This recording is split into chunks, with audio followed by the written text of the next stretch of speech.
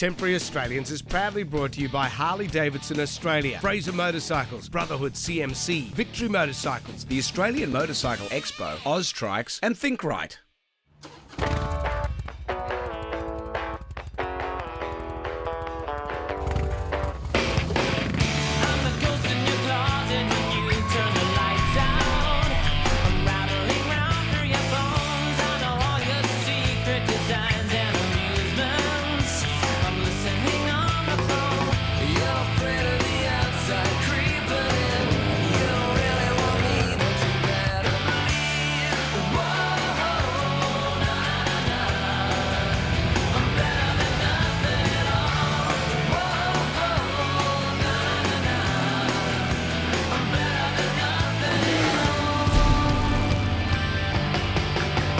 Hello and welcome to Temporary Australians. I'm Jonesy. And I'm Hirsty.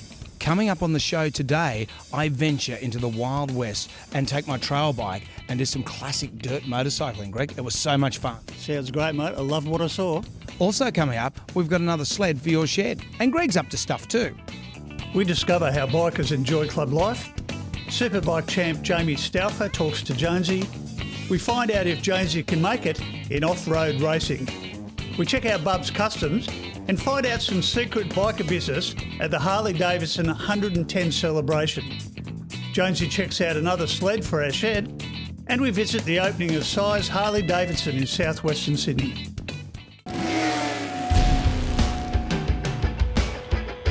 If you were going to sum up the attraction for motorcycling for you, what does it mean? Everything. The friends I've made over the years. I've made a million friends. I've got friends from every part of Australia, and good friends, not just people you can count on. If I need a meal, I can go to anybody's place and they'll feed you. If I need a bed for the night, if I break down, I can make a phone call and you're covered. It's just the unity of the biker culture, the freedom, just. Everything about it, it's great. My mum and dad, my mum told me years ago, bloody motorcycles, they'd be no good for you, won't be any good for you. Well, she was wrong. They've been great. They've opened up lots of doors for me.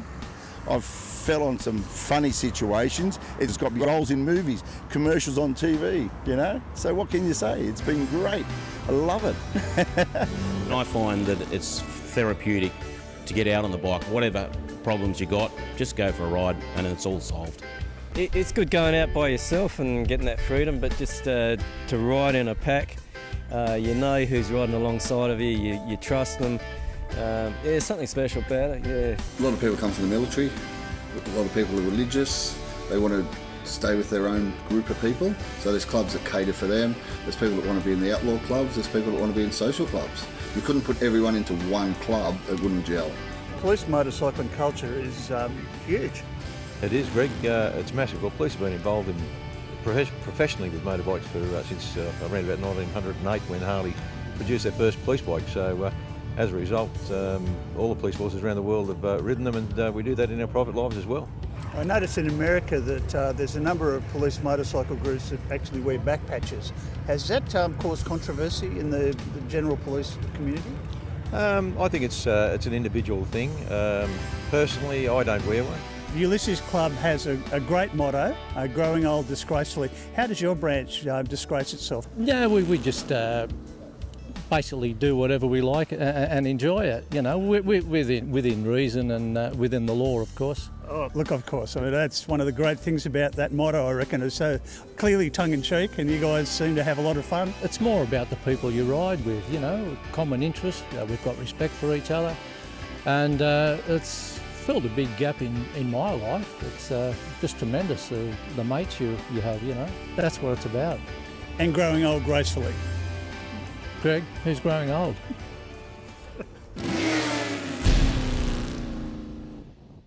The pits here are awash with champions like Superbike Champ Jamie Stauffer. Hello, Jamie. How you going? So you went from this to road to this, and you're back on road, or you're back on this? Well, yeah, I originally started racing on dirt track and grew up racing juniors and seniors. Then I went to the road, and I've done quite a few years in road racing at a fairly high level in Australia. And you race for Honda now? I race a Honda now. Actually, a week Monday, I actually fly out to Japan to race the Suzuki 8 hour in there, so it's a pretty big race, and we've still got a few rounds of our championship to go in Australia this year. So I just got a bike, and I hadn't up until this year I hadn't ridden dirt track for around 10 years. So up until this year, so my son Max has got a bike and started riding now, and I figured, well, instead of sitting around, I may as well get out there and have a bit of fun and with him. Do you find this helps you on the road? Yeah, for sure. Just being on a bike always helps you. It's it's good to keep your eye in on the bike, and there's no better training than being on a bike all the time. So it definitely helps. Do you ride on the road? And when I say ride on the road, do you ride on the road as a commuter? No, not at all. He's not that crazy. Jamie, shiny side up, mate. Thank you. Have a good day. Get out there.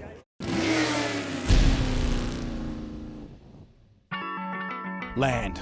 Man's quest for it has been insatiable over the years. They've tried to conquer it, they've fought wars over it, and they've driven dirt bikes on it.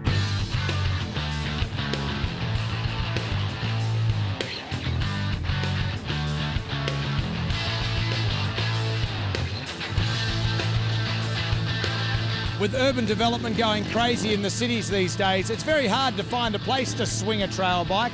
Until today, welcome to Suzuki Classic Dirt 9 at Wallarang. Although some might pronounce it Wallarang, no matter how you say it though, it all translates to a barrel of fun. Fun, that is, of course, if you have a vintage trail bike, for no bike newer than 1985 is allowed. So why do people come from all around the country to race vintage dirt bikes? I don't know. So, armed with my classic PE 175, it's a work in progress, okay? It took a long time to get it like that. Let's find out why. Ken Smith, organiser of Classic Dirt 9. Hello, Ken. How are you, Brendan? Thanks for having us. That's all right, anytime. So why? Why did you do this? Well, first of all, it's not actually a race meeting, and that's why there's so many people here. Because there are vintage race meetings where people actually go and race, but this is the only event in Australia that's just recreational riding. So a lot of guys our age, or my age, don't want to race anymore, but they can still come to a weekend like this, ride their dirt bike that they've restored for the past year, talk to everybody else, have a few beers, and just have a relaxing weekend and meet everyone. Well, it's a good thing because I had my race face on, and a lot of people heard I was in town, and they were very much scared, especially when they saw my PE 175. So, off to sign up so I could get going. But before I hit the track, it seemed I'd already made a major fashion faux pas. You're not on your Harley now. Right. You cannot wear a leather jacket around a Duro loop. What's wrong with this? It's a road bike jacket. You can wear a leather jacket. Look around. Nobody wears leather jackets here. So you need an enduro jacket, something appropriate. Right. So you don't look like, shall I say, a bit Gumby. I don't want to look Gumby. No, you don't. So you need to get rid of the leather jacket. The PE started with a lusty sound. I bought it in a moment of weakness whilst on eBay. There should be a law against drinking and bidding. Anyway, it would be my ride for the weekend. Even though I'm sure my bike was made in 1980, I thought I'd have a crack at the pre-78 track. It looked easier. Within minutes of hitting the track, the pre-78 course had already claimed a victim. Here I come now. Oh, hang on, that's not me. That's another dude on a PE. This would be me now. Watch out, mate. It's not a race. Okay, so I might have been telling stories when I said I had my race face on. Truth be told, this is the first time I've ridden on a specialised motocross track. As if you couldn't tell. But gee, there were some great riders out there.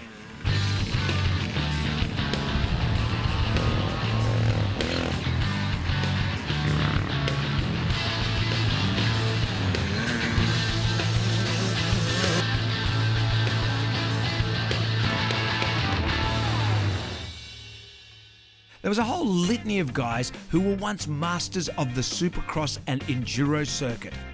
Names like Gup, Vandenberg, Burt, Bailey, Bennett, Lease, Anderson, Smith, Wheeler, Scott, Ballard, and the Gunter brothers. These guys couldn't walk the streets of classic dirt. People come from far and wide to join the celebrations of Classic Dirt 9, and I don't think you can come further or wider than Curly. He's come from... Carl. Wow. Yeah, well, it's worth the trip. And have you always come to these things, Curly? Yeah, always. Every year I come. And do you ride? Oh, no, I watch. I do some riding, but no, I'm mainly a spectator these days. So what draws you to this? The people and the bikes. And that's pretty much it. Don't they have like these events in Darwin though? No, not really. Not like this at all, no. You'd imagine with all that space though. Yeah, a fair bit of space, but it's too bloody hot, and that's what it is. Maybe you could put one on, it'd be called Curly Number 1. Well, I don't know. I think I'll leave that to Ken and the boys, I think. Actually, no one wants a Curly Number 1. No, that's right. Although highly organised, the weekend had a relaxed feel and a way to pick up some extra cash on the side. Bloody hell, he wants that much. At least the PE's got a decent seat. From humble beginnings in a paddock with a few mates just riding around on the weekend to a full-scale event which now sees 700 vintage bikes and something like 2,000 spectators. It's just sensational. VMX magazine has been putting on classic dirt for years with thousands of readers, like these two fine examples here. We took over from the magazine, the original founder of the magazine, Ray Ryan, started the magazine in 1998, and it was the first vintage dirt bike magazine worldwide. And it's always been an international publication. You didn't think about other magazines, like you didn't think I might take over Dolly or Woman's Weekly or something, or Clio. I could see you in Clio. You think so? I don't know if there's enough staples. You might remember in June '72. You didn't see me in that one? I missed that. Well. Maybe that's something you could incorporate in VMX in future issues. I was just finding my groove when that fouled plug gave up the ghost. It's a long drive back to the camp. Well, it was only 100 metres. But in my heart, I knew I would be back for more classic dirt.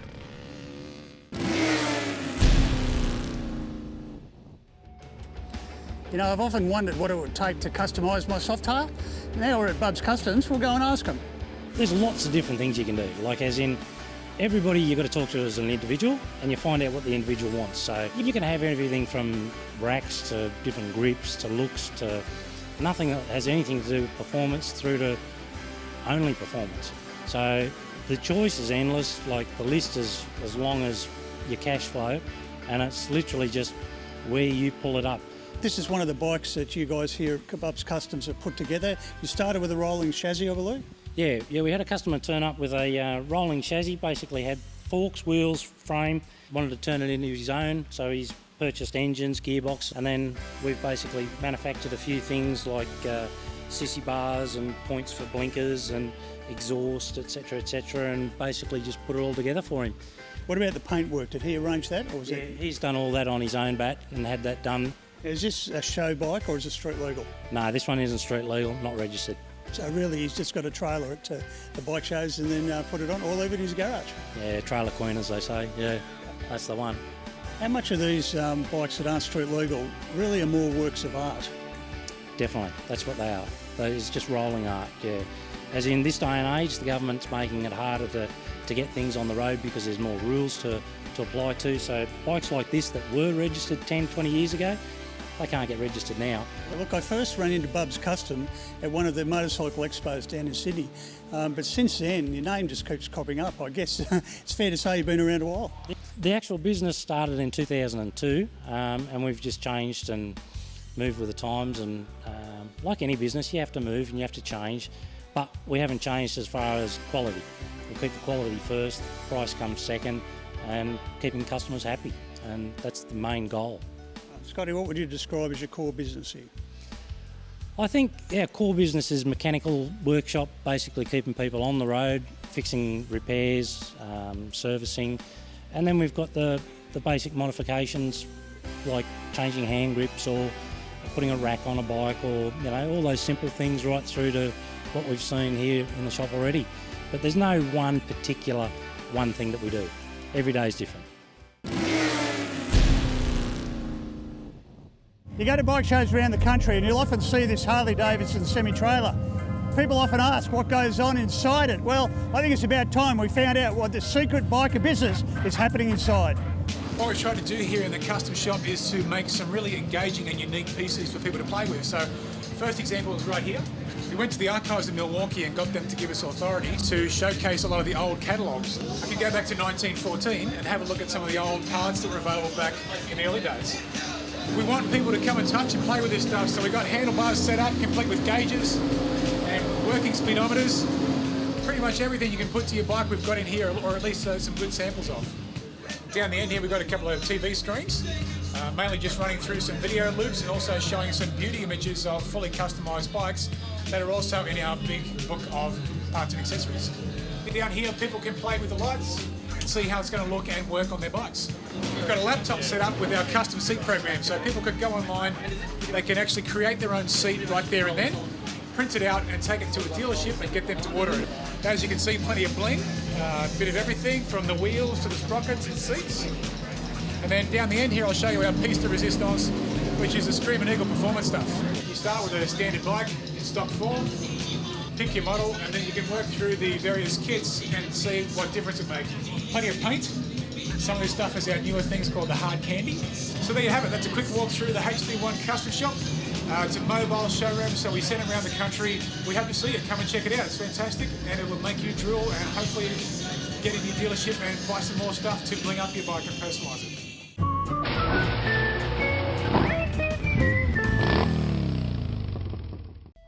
Garbage wagon, granny glide, land barge.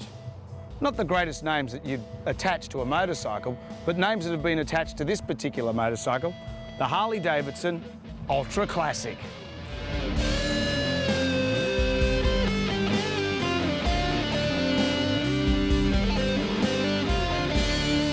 Introduced in 1969, it was the third of the FL range with a 1200cc motor. These days, these behemoths have 1690 cc's. It's bigger than a Ford Laser and it weighs twice as much. But I know what I'd rather be seen in.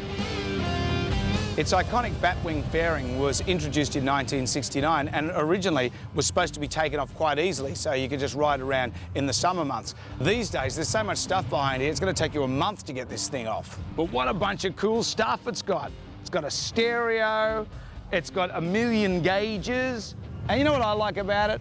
It's even got a cigarette lighter. No ashtray though.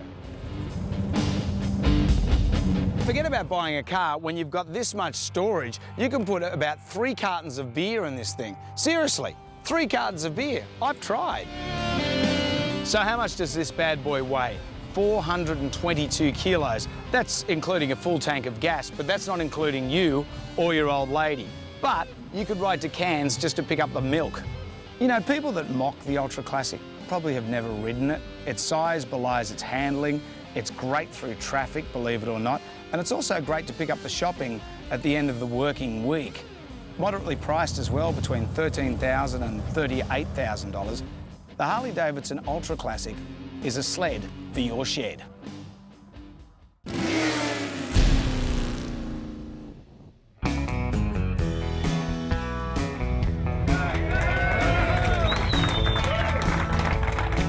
Why did you decide to move? You've been in Moorebank for so many years and people kind of got used to you being there.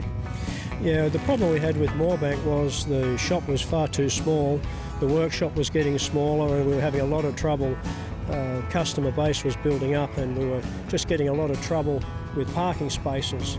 So we've been looking around for a while and finally we found somewhere that was big enough that would support the business. So that's why we've moved here. Well, it's very clever to actually place yourself next to Sydney City motorcycles because you've got a motorcycle precinct with your own access road. Yeah, that was more luck than better judgment, that one. You're amazed how many people have turned up? Oh, it's a superb day today. I think the weather's helped too. You know, it's really like a summer day. There's a lot of activities on today and it should be quite good.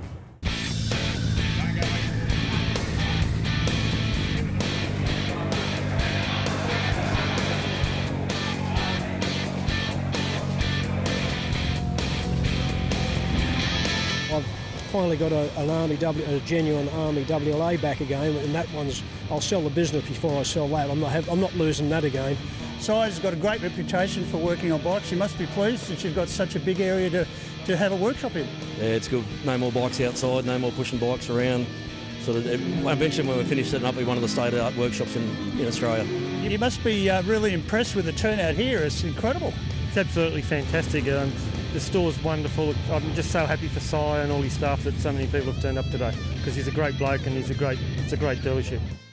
Well, that was great. I'm so looking forward to going to Classic Dirt again, that's for sure. Mate, it was a great show and I really enjoyed that story. Excellent. Next week on Temporary Australians, we'll be back. So will Hirst. And I got to ask you, who's this? Who? Didn't you bring her? No, I thought you bought her. No, I didn't bring her. I don't know where she come from. Oh. Look, there's enough dummies on this show. We'll catch you next week for another episode of Temporary Australians. Shiny side up. See ya.